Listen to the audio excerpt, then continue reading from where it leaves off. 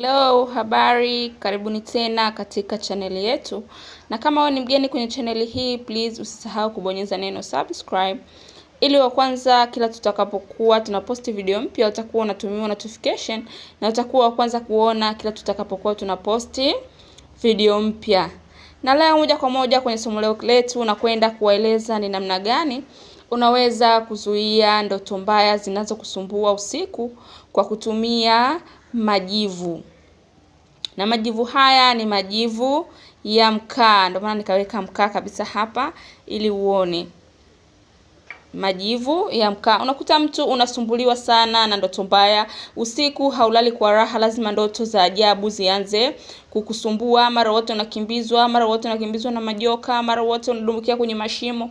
Ndoto mbaya zinakuwa zinakusumbua mara kwa mara. Usiku unapolala hauna raha ya kulala kabisa. Ndoto zinajirudia rudia, zenye kukutisha na zenye mambo mabaya ambayo yanasababisha usingizi unakatika kabisa. Na tatizo hilo linakuwa linakusumbua mara kwa mara. Kila unapolala unashtushwa na ndoto mbaya, ndoto za ajabu usizozielewa, za vitu vibaya, wanyama wakali, kudumbukia kwenye mashimo, kuingizwa kwenye mabonde. Ndoto mbaya zote utakazokuwa unaziota zitakwenda kuzuiwa na utaota tena ndoto mbaya kwa kutumia vitu hivi ninavyoenda kukuelekeza siku ya leo. Vitu hivi vina nguvu kubwa sana ambayo itaenda kuzuia mambo yote hayo kutokea tena, na utalala usingizi wako vizuri tena kwa raha kabisa. Kama unaamini katika vitu vya asili, katika vitu Mungu alivyoviumba kwamba vinaweza kukusaidia kwenye maisha yako, basi ukifanya kitu hiki ukiwa na imani, ndoto zote mbaya zinazokusumbua wewe, na kama kwenye familia yako kuna mtu anasumbuliwa pia na kuota ndoto mbaya,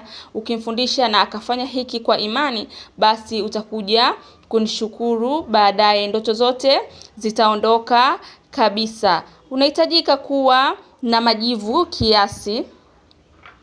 Na majivu hayo nimesema lazima yawe ya mkaa.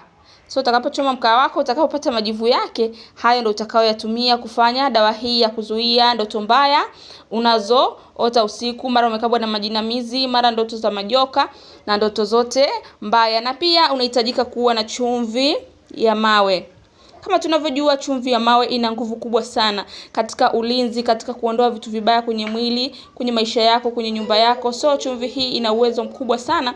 Imepewa na Mungu nguvu kubwa sana ya kutusaidia sisi katika huu ulimwengu. So hitaji lako la pili utakalotakiwa kuwa nalo kwenye kufanya dawa hii ya kuzuia ndoto mbaya wakati wa usiku, utahitajika kuwa na chumvi ya mawe.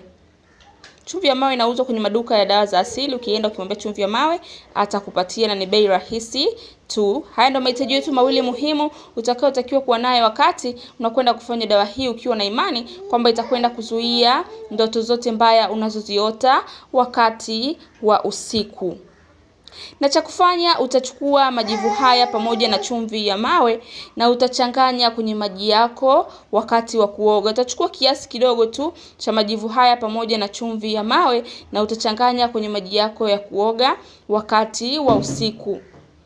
Ila wakati unakwenda kuoga, unataka kwenda kulala, chukua maji yako, changanya na hivi vitu, huku unanuia kuzuia ndoto zote mbaya wakati wa usiku, vitu vibaya vinavyokuja wakati wa usiku, kukufanya usilale kwa amani, usilale kwa raha, havitokuja. So utanuia huku unaweka hivi vitu, majivu kidogo pamoja na chumvi ya mawe kwenye maji yako ya kuoga, huku unanuia, na kisha utakwenda kuoga.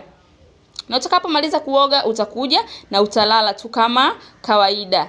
Utamuomba Mungu kama kawaida yako na utalala. Na hapo hakika ndoto zote mbaya unakosokuwa unaziota zitakoma kabisa. Na zoezi hili hakikisha unalirudia kwa siku 7. Utafanya siku 7, utakuwa unaogea maji hayo wakati wa usiku kabla ya kwenda kulala. Kabla ya kwenda kulala utaoga mwili wako kwa kutumia maji uliochanganya majivu kidogo pamoja na chumvi ya mawe, huku ukinuia kuondoa ndoto zote mbaya na vitu vyote vibaya ambavyo watu wanakutumia wakati wa usiku ili ulale kwa amani kabisa. Na hapo ndo mwisho wa somo letu la leo la namna gani unaweza kuzuia ndoto mbaya wakati wa usiku kwa kutumia majivu.